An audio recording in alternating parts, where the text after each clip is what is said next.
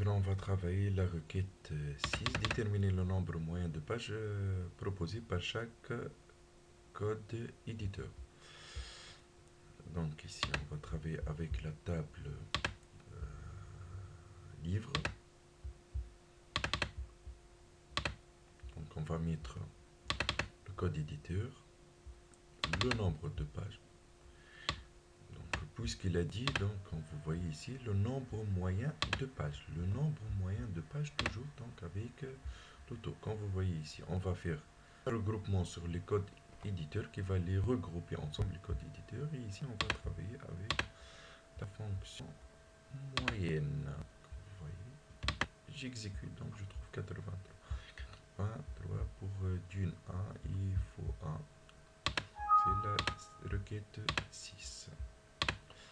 On passe à la requête 7. Déterminer le nombre moyen de pages proposé par chaque éditeur. Donc ici, on va travailler sur deux tables. Comme vous voyez, on va ajouter le nom de l'éditeur.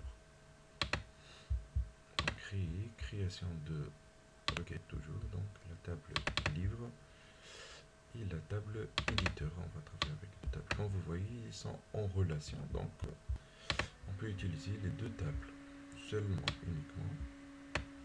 Comme vous voyez, il a besoin du code éditeur, le nom de l'éditeur, le nombre de pages. Toujours on fait tout puisque regroupement sur le code et le nom et moyenne ici.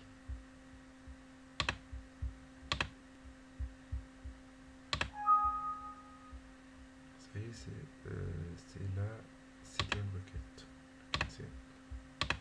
On passe à la requête 8.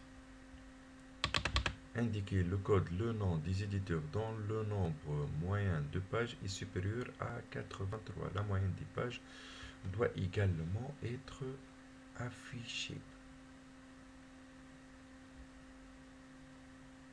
Donc vous voyez, c'est la même requête, sauf que il y a point supérieur à 83, comme vous voyez ici. Donc création de requête, toujours donc la table livre et la table éditeur. Donc, le afficher donc le code de l'éditeur comme on vient de faire tout à l'heure. D'accord.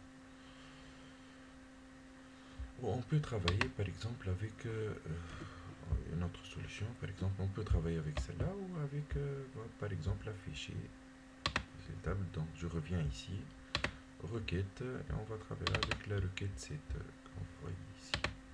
Le nom et la moyenne des pages qu'on vient de faire.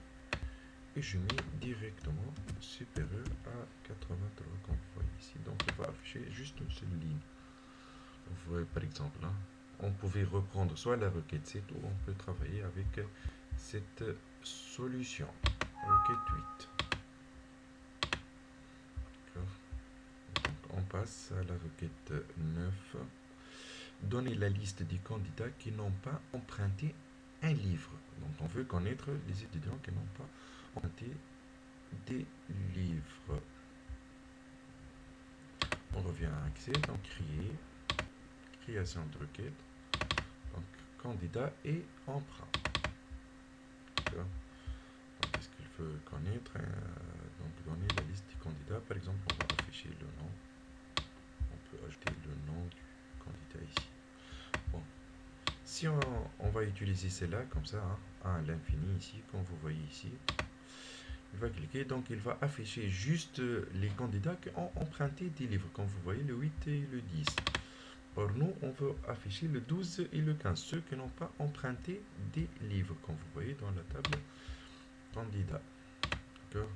Donc on va faire double-clic ici, on va inclure tous les enregistrements de la table candidat, seulement ceux de la table emprunt pour lesquels les champs sont joints. Comme vous voyez ici, on va cliquer sur OK et je clique.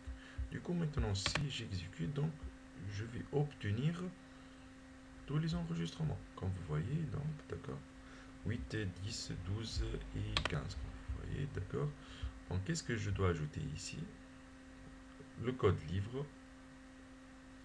Le code livre et je mets et nul. D'accord, donc ils n'ont pas emprunté des livres. Et du coup, je trouve le 12 et le 15, comme vous voyez, code livre, il est vide. Donc, c'est pas la peine de l'afficher. C'est inutile. Donc, les candidats qui n'ont pas emprunté des livres. Et je ferme, bien sûr, la requête 9. Merci pour votre attention.